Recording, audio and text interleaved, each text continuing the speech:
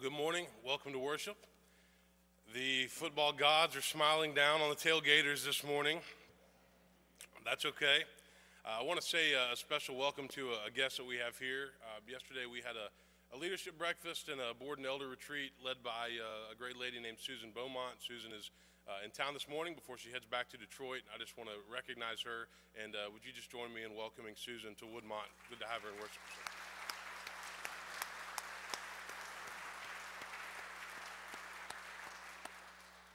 Susan taught us a lot yesterday.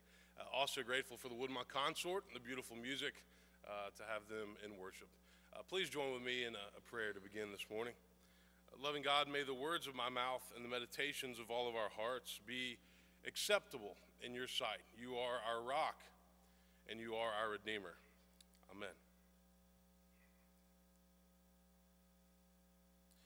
I have a little bit of a dilemma this morning that I want to tell you guys about.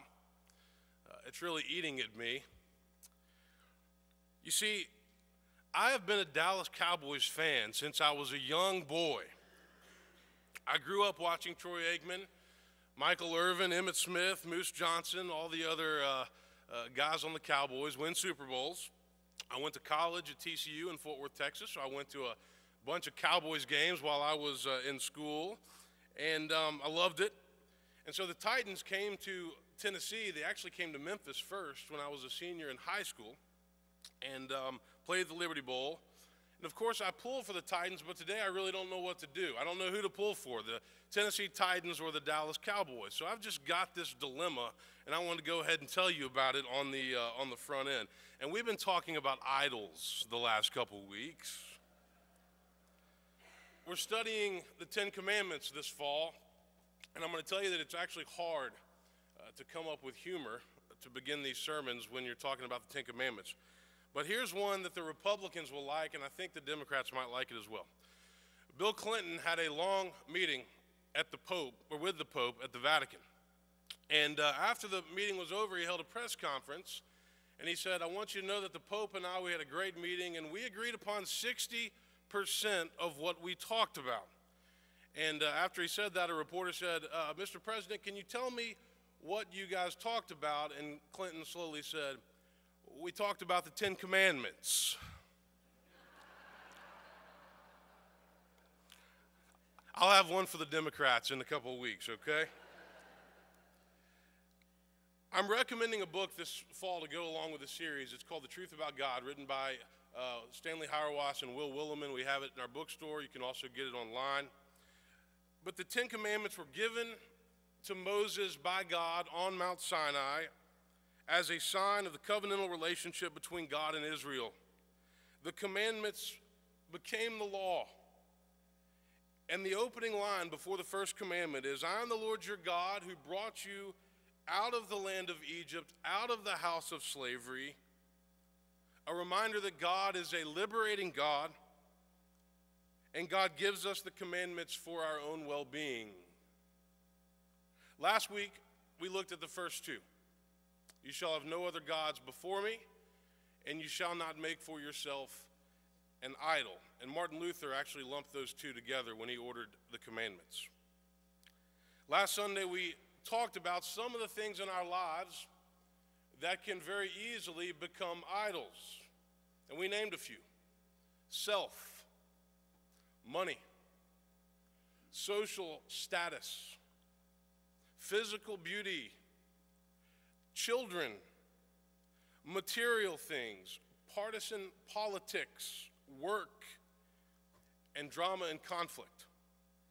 Some of these things in and of themselves are not bad, but when they get out of balance, they can become idols, they can become gods in our lives. But there are a few other things that I was thinking about this week that we could add to this list. The Bible can become an idol for many, believe it or not. And people will worship the Bible rather than worshiping God, taking every single word of the Bible literally, without question. Nations can become idols. Drugs and alcohol can become idols. Sex can become an idol. And in our digital age, research tells us that pornography addiction has been on the rise for some time now.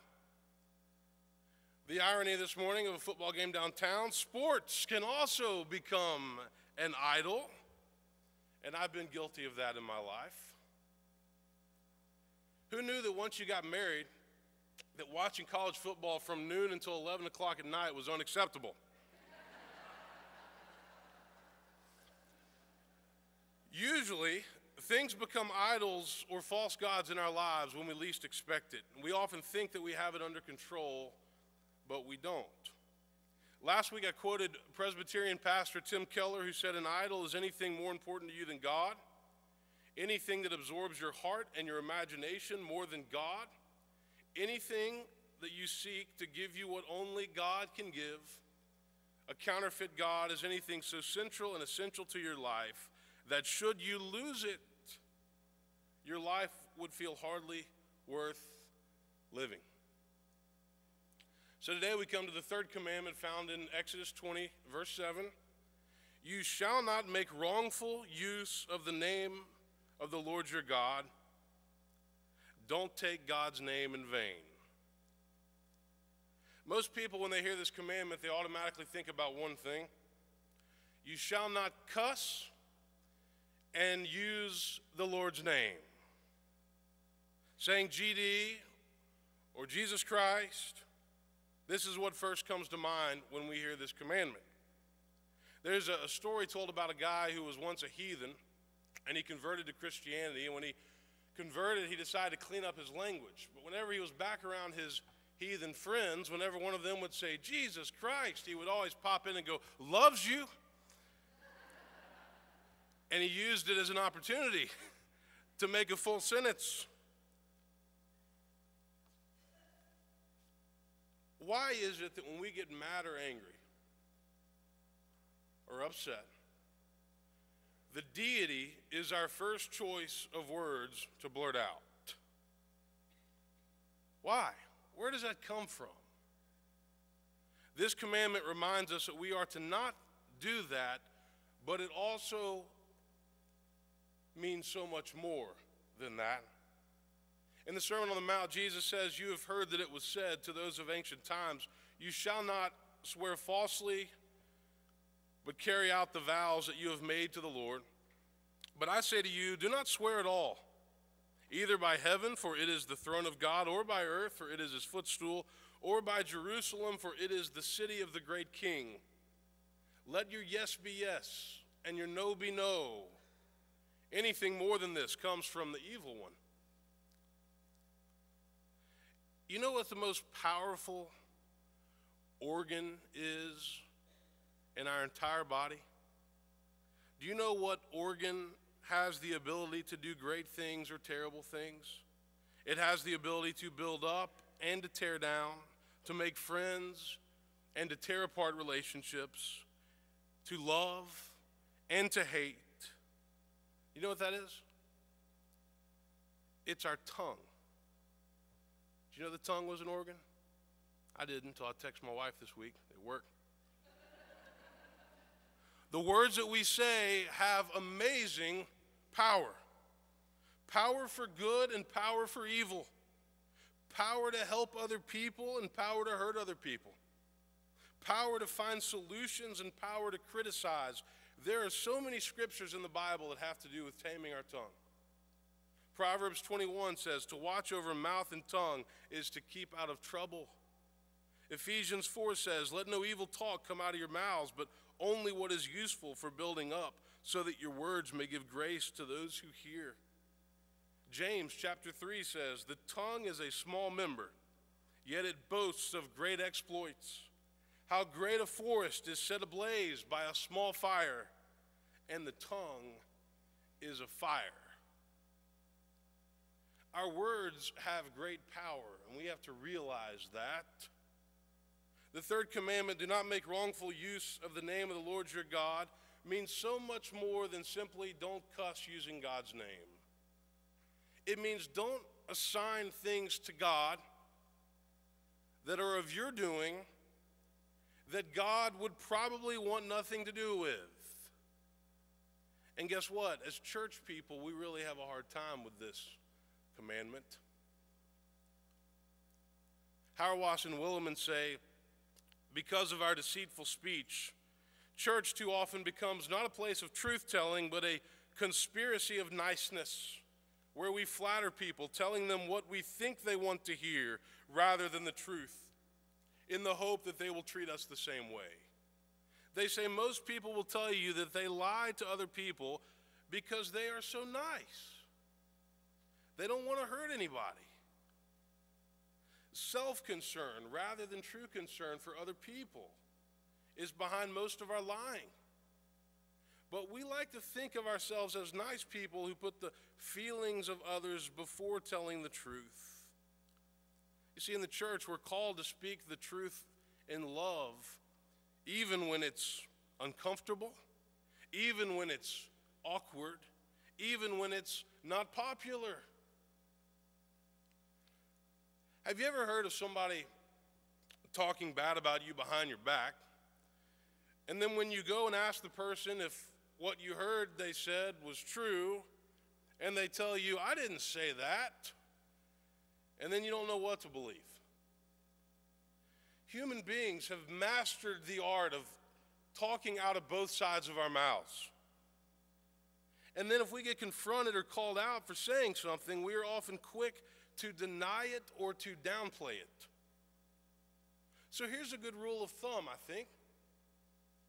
Try not to say things about other people or about situations that you're not willing to own up to. If you say something about somebody, be willing to stand by it, and if you can't, then just don't say it. Now, where this gets tricky is when people misconstrue or misinterpret what you have said. And they hear what they want to hear, and they twist it for their own agenda.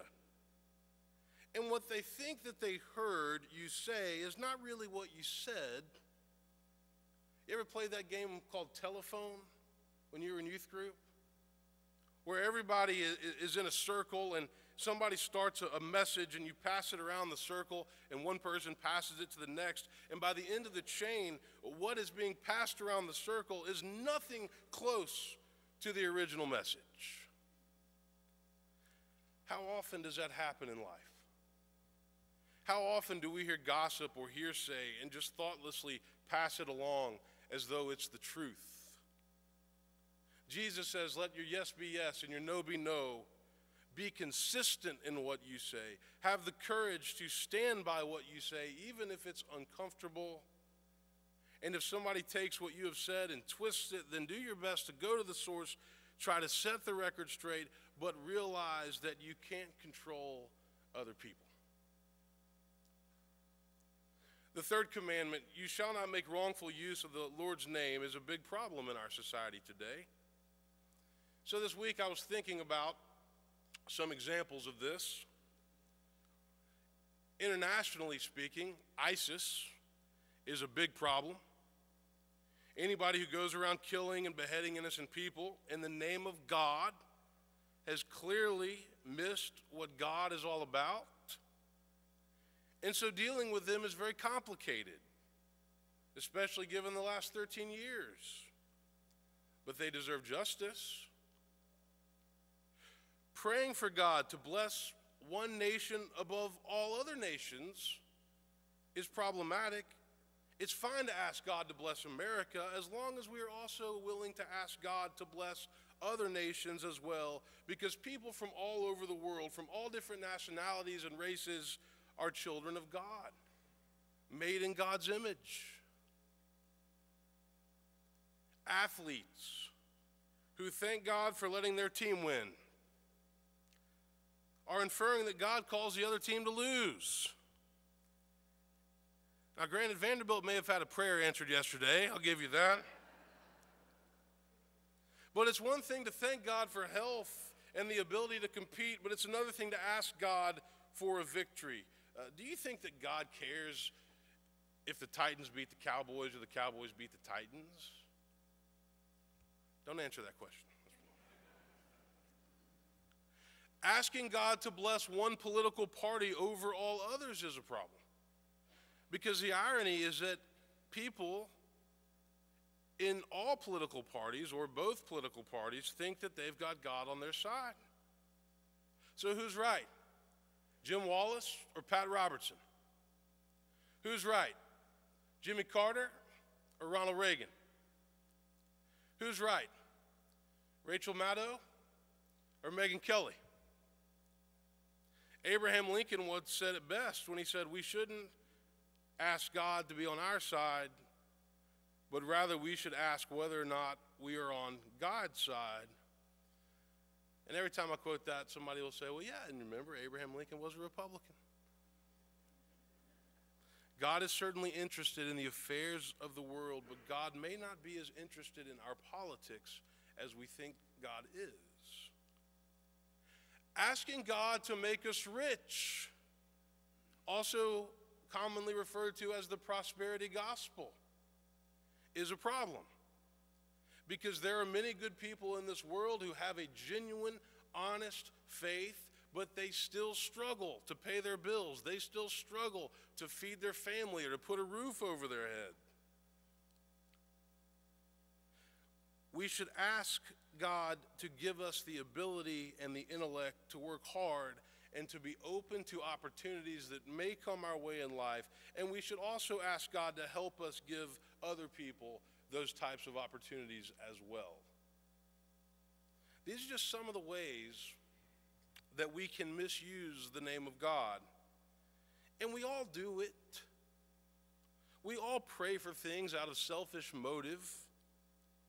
But we need to remember that our agenda is not always God's agenda, and our ways are not always God's ways.